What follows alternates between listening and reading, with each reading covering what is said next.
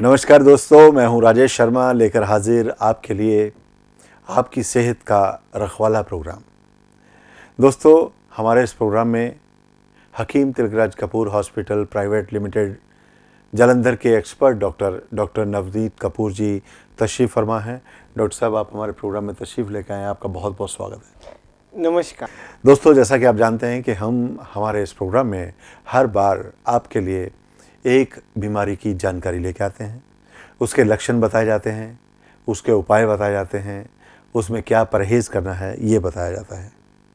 हम हमारे प्रोग्राम में जहां चर्चा कर रहे थे शुगर के बारे में, यानी डायबिटीज़ के बारे में, मोटापे के बारे में, ब्लड प्रेशर के बारे में, दिल की बीमारियों के बारे में, वहीं हमारे कुछ और दोस्तों ने हमसे कुछ और बीमारियों के बारे में पूछा है, जिसमें अधरंग, कद लंबा कैसे करें, बालों का झड़ना, चेहरे की छाइयाँ और बहुत सारी बीमारियाँ।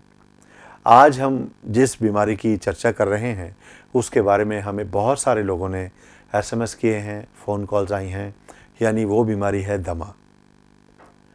दमा क्या है, क्यों होता है, इसमें क्या क्या उपाय करने चाहिए, क्या दवा उपलब्ध है आयुर्वेद में, यूनानी पद्धति में, नेचुरोपैथी में या पंचकर्मा में, इसके बारे में हम चर्चा करेंगे हमारे इस प्रोग्राम में डॉक्टर नवनीत कपूर जी के साथ।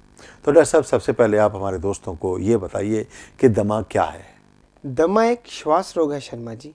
जब आदमी का सांस रुकता है या उसे सांस लेने में तकलीफ होती है या वो ये महसूस करता है कि उसे सांस किस कारण नहीं आ रहा, तो हमें देखना होता है कि किस कारण ये तकलीफ महसूस हो रही है। जब रेशे के कारण चेस्ट इन्फेक्शन होती है उसके बाद आदमी का सांस फूलता है, लंग्स वीक हो जाते हैं, तब हमें देखना होता है कि कहीं उसे दमा तो नहीं, कहीं ये टीबी तो नहीं। इसके लक्षण क्या है, किस तरीके से हमें पता चल सकता है कि ये दमा है या एलर्जी है? ये तो हमें डायग्नोस करने के बाद ही पता चलता है कि पेशेंट को दमा है या कोई और प्रॉब्लम है। अगर दमा है तो क्या कारण है? कई बार लोगों को हार्ट की प्रॉब्लम होती है जिसके कारण उनका सांस फूलता है, वो भी हमें डायग्नोस के बाद ही पता चलता है। अगर किसी को टीबी है या एलर्जी है, उसकी सांस फूलती है, तो वो भी हमें डायग्नोस के बाद ही पता चलेगा। उसके टेस्ट करवाए जाते हैं जिससे हमें पता चलता है कि पेशेंट को दमा है, टीबी है या केवल एलर्जी ही है। न सब कहा जाता है कि दमा दम दे नाल, और आपने एक बार चर्चा की थी कि ये जो कहावत है ये आज के दौर में लागू नहीं होती। तो इसके बारे में आप और थोड़ा सा हमें बताइए कि दमा का जो इलाज है क्या आयुर्वेद तरीके से किया जा सकता है, क्या यूनानी पद्धति से किया जा सकता है? हाँ, इतना मैं अपने दर्शकों को ज़रूर बताना चाहता हूँ कि जैसे पहले लोग कहते थे कि दमा दम नाल, कि जो दमा की बीमारी है मरते दम तक साथ निभाती है, ये आज की रिसर्च के मुताबिक बिल्कुल गलत है।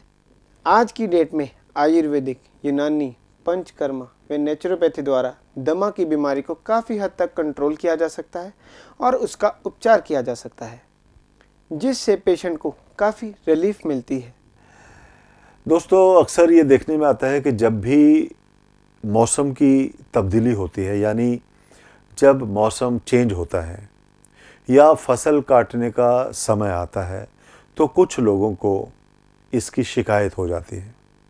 क्या ये एक एलर्जी है या दमा है, इसके बारे में हम पूछना चाहेंगे डॉक्टर साहब से कि डॉक्टर साहब, जब फसल कटती है या रुत में कोई चेंज आती है तो इसके क्या असर होते हैं आम इंसान पर? शर्मा जी, मेरे पास बहुत से मरीज आते हैं जिनको चेंज ऑफ सीज़न में बहुत तकलीफ़ होती है, यानी कि जब फसल काटने के दिन आते हैं तो उनका सांस फूलना शुरू हो जाता है। तो कई लोग कहते हैं कि उसे दमा हो गया, पर ये गलत है। उन्हें तो केवल सिर्फ एलर्जी होती है जो कि चेंज ऑफ सीज़न के कारण आती है। शर्मा जी, कि जो रोगी ने टेस्ट करवाए हैं, क्या उसकी रिपोर्ट में आया है, ये एक अच्छा वेल क्वालिफाइड डॉक्टर, हकीम या आयुर्वेद आचार्य ही देख सकता है कि उसे क्या तकलीफ़ आई है। अगर टेस्ट सही है तो उसे क्या दवा देनी है, क्या उसका इलाज करना है, ये एक वेल क्वालिफाइड डॉक्टर ही बता सकता है। हाँ, अपने दर्शकों को एक बार दोबारा मैं फिर बताना चाहता हूँ कि आयुर्वेदिक, यूनानी, पंचकर्मा व नेचुरोपैथी में दमा का बहुत इलाज है। इससे घबराने की कोई ज़रूरत नहीं। डॉक्टर साहब, आपके पास तो बहुत सारे ऐसे मरीज आते हैं जो दमा से परेशान हैं, और कई ऐसा भी सुनने में आता है कि बहुत से लोगों को दमा की बीमारी नहीं होती, जैसा कि अभी डॉक्टर साहब बता रहे थे, लेकिन उनको बिना जाने पहचाने, बिना उनकी कोई चेकअप किए हुए, बिना उनकी कोई प्रॉपर टेस्ट किए हुए उनको दमा की दवाई दी जाती है। तो क्या ये संभव है कि उनको दमा की बीमारी ना हो और उनको कोई और दवाई दे के उनको ठीक किया जाता हो? कल मेरे पास एक 6 साल का बच्चा आया जिसको चेंज ऑफ सीज़न के कारण तकलीफ़ हो रही थी, तो उन्होंने खुद ही ओड़ तोड़ इलाज करना शुरू कर दिया। ओड़ तोड़ इलाज करने से क्या हुआ कि उसकी एलर्जी दमा का रूप धारण कर गई, पर हमने आयुर्वेदिक, यूनानी, पंचकर्मा में उसका इतना अच्छा इलाज किया कि उसकी बीमारी को हम काफ़ी कंट्रोल में ले आए। शर्मा जी, मैं अपने दर्शकों को एक और बहुत ज़रूरी बात बताना चाहता हूँ कि अगर किसी के फेफड़े रेशे के कारण ज़्यादा ख़राब हो जाएं या ओड़ तोड़ इलाज करने से ज़्यादा ख़राब हो जाएं, तो सिचुएशन काफ़ी क्रिटिकल हो सकती है। दोस्तों, आप सुन रहे हैं, देख रहे हैं हमारा ये प्रोग्राम, जिसमें हम चर्चा कर रहे हैं आज दमा के बारे में।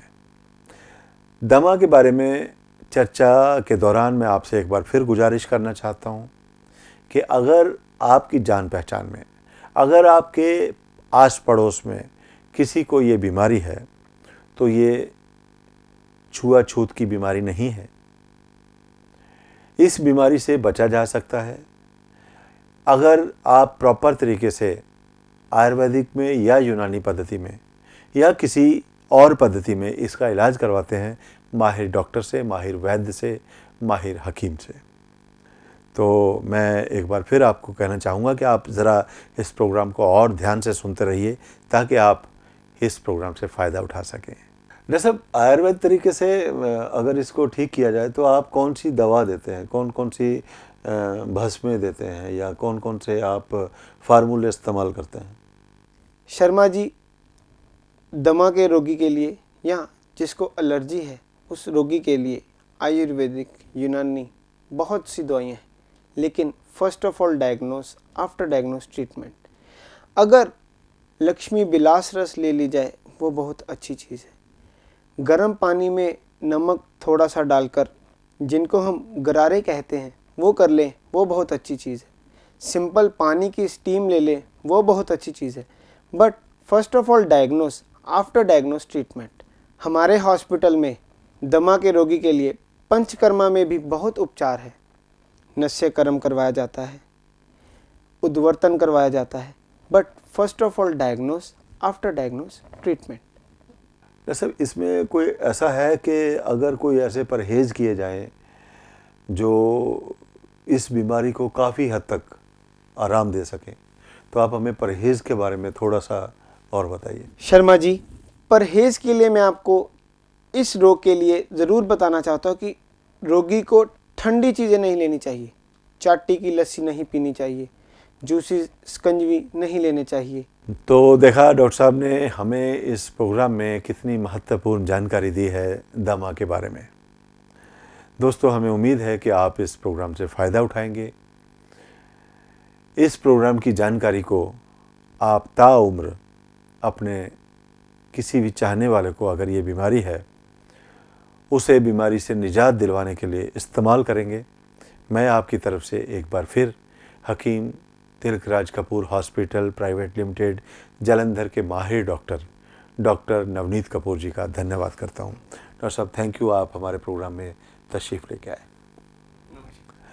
दोस्तों, आप अपनी राय भेज सकते हैं, आप अपना सुझाव भेज सकते हैं। अगर आप कुछ पूछना चाहते हैं हमारे एक्सपर्ट डॉक्टर से, तो आप हमें लिख सकते हैं, फ़ोन कर सकते हैं। आपको हमारा ये प्रोग्राम सेहत संभाल कैसा लगा? अगर आपके पास कोई सुझाव है या आप कोई राय लेना चाहते हैं तो आप हमसे संपर्क करें। हमारा पता है हकीम तिलकराज कपूर, ऑपोजिट दूरदर्शन केंद्र, जालंधर।